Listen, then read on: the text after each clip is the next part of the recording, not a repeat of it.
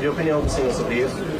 Bom, eu vou responder, mas só dando aqui continuidade ao que o nosso pré-candidato ao governo Moro falou. O Brasil está passando por um momento de grande crise moral, crise de pessoas, crise das instituições. Portanto, há um alinhamento programático aqui desse palanque que nós estamos propondo no Paraná. Não apenas a filiação do Moro e da Rosângela ao PL, mas o anúncio também do nosso palanque de pré-candidatos ao governo, o Moro, uma das vagas ao Senado, Felipe Barros, e a outra vaga ao Senado, Deltan Dallagnol.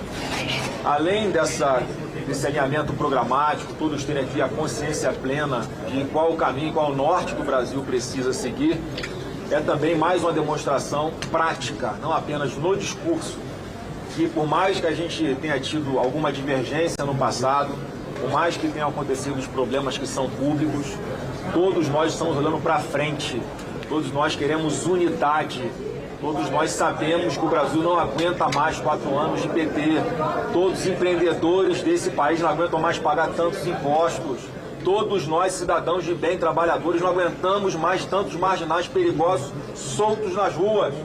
Então é isso que nos une, isso é o que é importante nesse momento. Então eu queria deixar essa palavra, porque é o raciocínio que nós estamos aplicando para todo o Brasil e também estamos não apenas falando, mas estamos praticando esse bom senso e essa unidade, esse equilíbrio no sentido daquilo que a gente sabe que é o caminho que o Brasil precisa seguir. E respondendo aqui sobre o presidente Bolsonaro, é público e notório o direito que ele tem, não é de agora, de ir para uma domiciliar humanitária pela sua idade, pelas suas questões de saúde.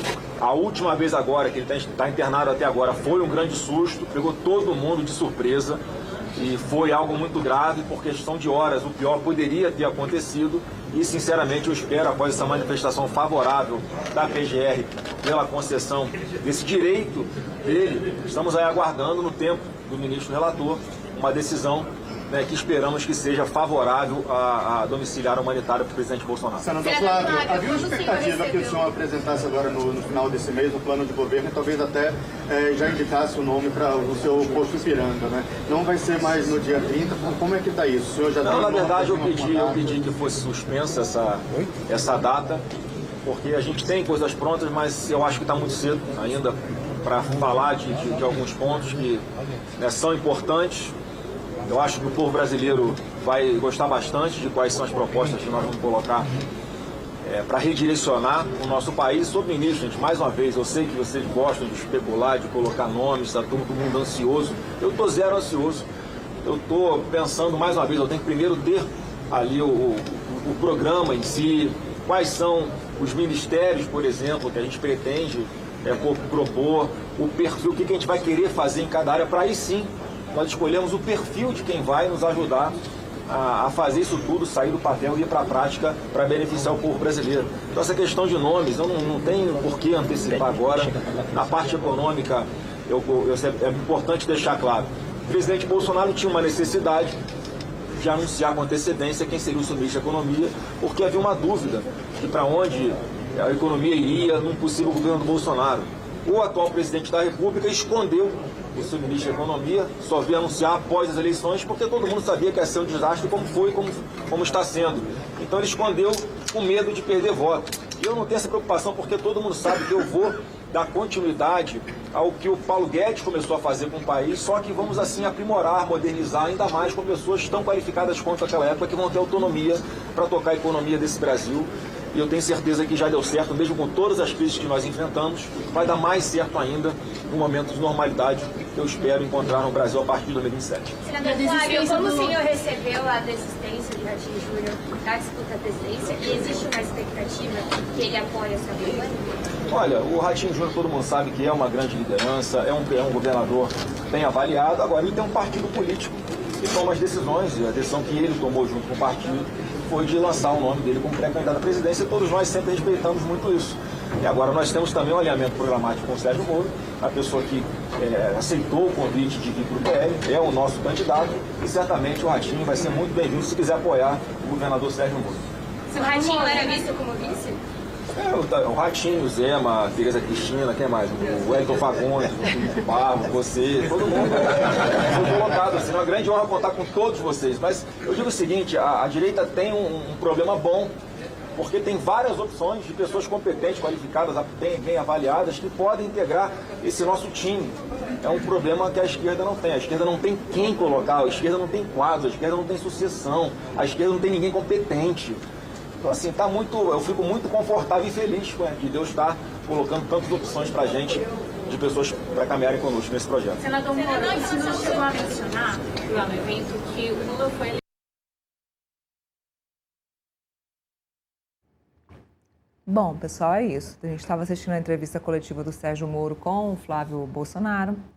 Falou um pouquinho aí sobre não guardar rancores do passado, que agora o negócio é olhar para frente. Ele tem razão. E é isso mesmo. A política, na vida, leve isso para a sua vida, né, Felipe? Se você tiver que levar alguma conclusão do nosso contexto Metrópolis de hoje, é isso. Não guarde o rancor. Olhe para frente e leve isso para a sua vida. Olha para frente, segue o caminho, faz igual o político, conversa, alinha, se agora vai dar certo, leva para frente, segue, toca o barco.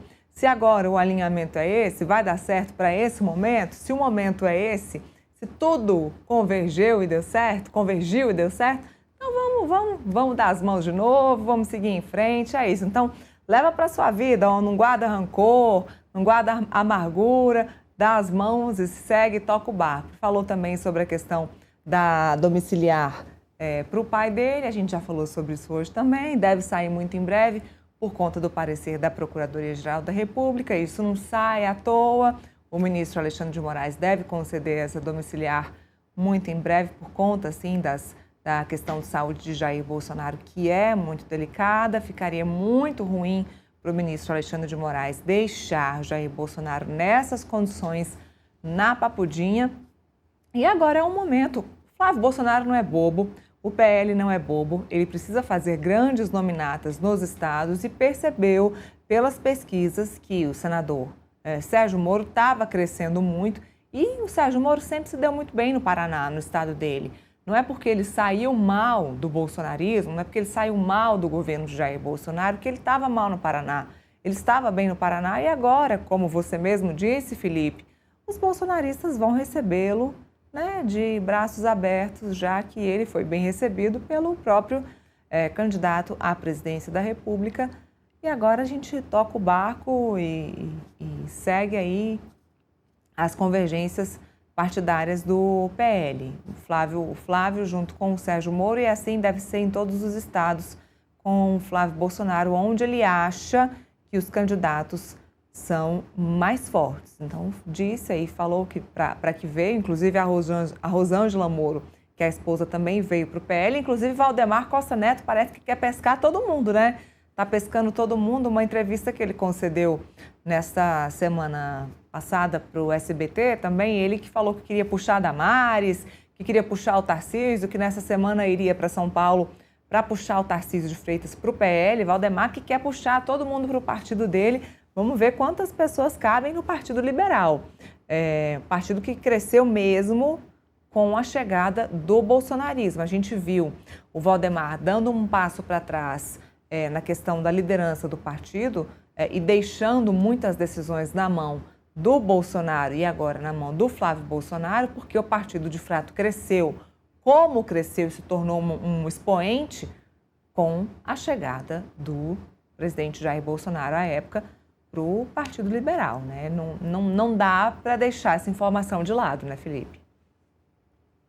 Esse é o ponto, Neila, e isso que move o PL, né? O pragmatismo político. Você vê, por exemplo, que o Moro, que era inimigo da família Bolsonaro antes, agora, por conta de ter um palanque forte no Paraná, virou amigo de novo. Está dando tapinha nas costas, fazendo elogios mútuos, o Flávio Bolsonaro e o Moro. Então, isso que pauta é o PL. E é exatamente o que você colocou, né? O PL está buscando, né, aumentar a sua quantidade de deputados federais e senadores nas próximas eleições. Isso também faz parte de ter palanque forte cada um dos estados. E, sem sombra de dúvida, né? É bom lembrar que o Valdemar da Costa Neto chegou a dar um ultimato para o Ratinho Júnior. A gente esqueceu esse detalhe. Falando para o Ratinho Júnior que se ele não apoiasse o PL, não apoiasse o Flávio Bolsonaro, possivelmente ele ia colocar o Moro no PL E foi assim que aconteceu. E isso fez com que o Ratinho Júnior largasse, né, a vontade dele de disputar a presidência da República, né, e fez com que o Pérez tivesse um palanque forte no Paraná. O Moro, na última pesquisa, estava atingindo 44%, e praticamente ganha no primeiro turno. Claro que isso vai mudar, com certeza vai mudar, porque o Ratinho Júnior se dedicando para as eleições do governo do Paraná, a ideia e a tendência é isso que se equiparar um pouco. Mas isso vai fazer com que o PL tenha uma bancada forte também, já que tem a chapa com Deltan Dallagnol, né, no Senado, né, com o Felipe, né, que foi candidato a senador das últimas eleições e ficou bem colocado, né? Então vai se equiparar também para ter uma bancada forte de deputado federal e senador. E essa entrevista do Flávio Bolsonaro, ela foi muito bem, na minha opinião, direcionada e mostra qual vai ser o tom da campanha, né? Primeiro que ele criticou muito o PT, falando que o povo brasileiro precisa de outra alternativa que não o PT. Segundo, que ele, inclusive, estendeu a mão para o Ratinho Júnior sobre a viabilidade do Ratinho Júnior virar vice dele também, né?